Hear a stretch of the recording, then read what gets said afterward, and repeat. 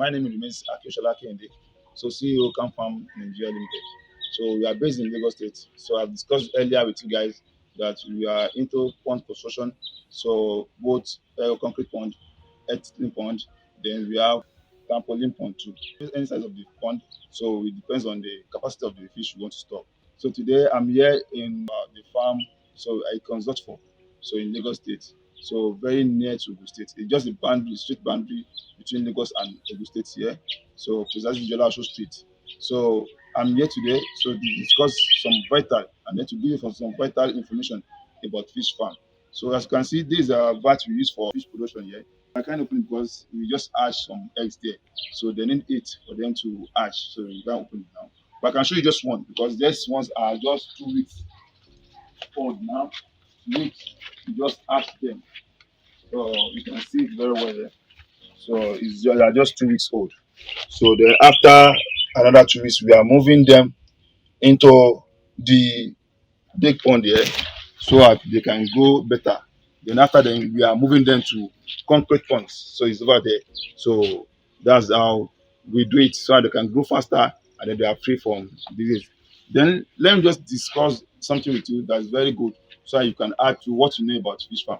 So what I'll be discussing with you guys is fish pond and water management because there are so many factors that are affecting our farm which we didn't put into consideration when we are operating our fish farm because water quality is very important in the farm.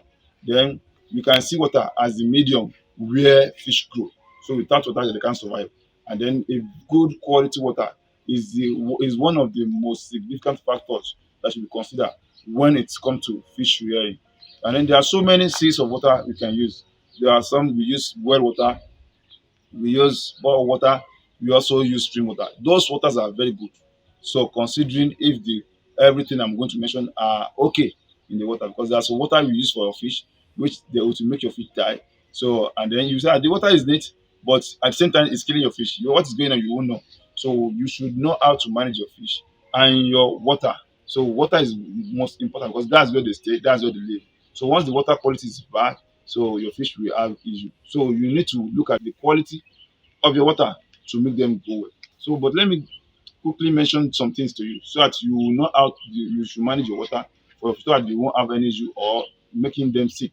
Because at times they sick, at times they have infection due to carelessness of water. Let me just mention 3 things that you should put into consideration when you want to manage your water. So the first thing is the physical appearance of your water.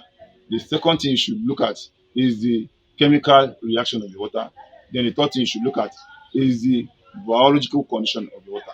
When you're looking at the physical appearance of the water, that's where you should look at the temperature of your water.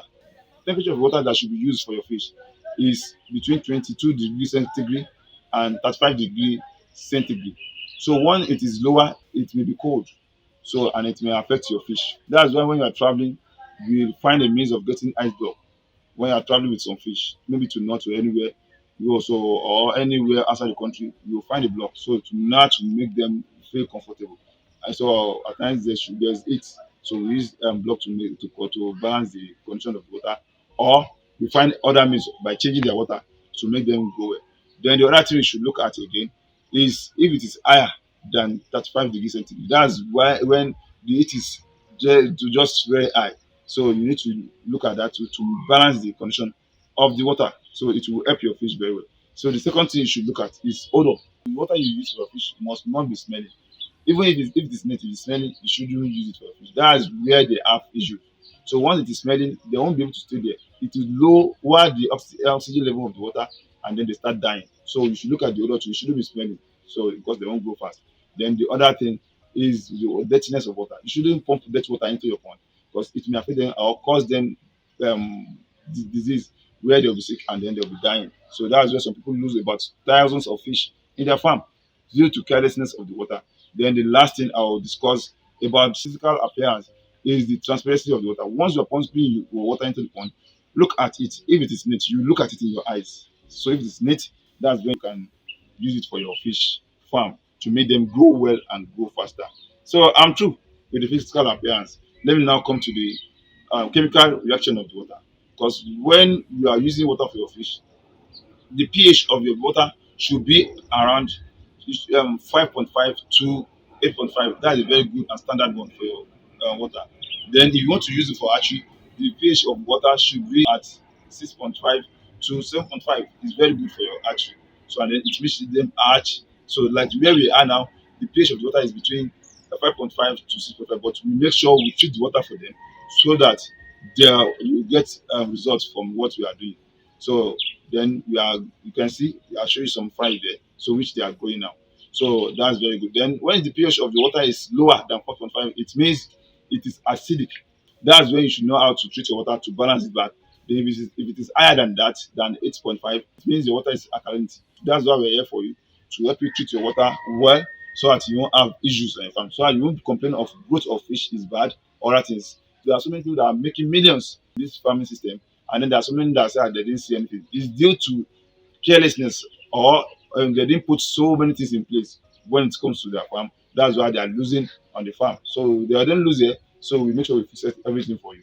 Then let me discuss about the third thing, which is the biological condition of your water. That is where we should be looking at some organisms that we produce inside the pond, such as zooplankton, phytoplankton. All those things are factors you should consider when it comes to biological condition of your water, because what produces this is when you fertilize the pond. Because when you have your new pond, the first thing you should do is to treat your pond there, and then fertilize them in order to produce other organisms that is proteinous for your fish, so that they can grow well and grow faster. So those things should be put into consideration, and then to make your fish grow. This zooplankton that is, as you know it, some people call it Daphnia. So it's a magic feed. It makes your fish grow. Apart from the feed you are giving them inside the pond, they will even consume those ones. So they are live feed. So they eat them, so it will help them to grow their fish very well. So I'll be discussing about so many things with you in this platform. So please subscribe to our YouTube channel and then press like. We encourage us to do more, to give you more knowledge about fish farming. Thank you very much.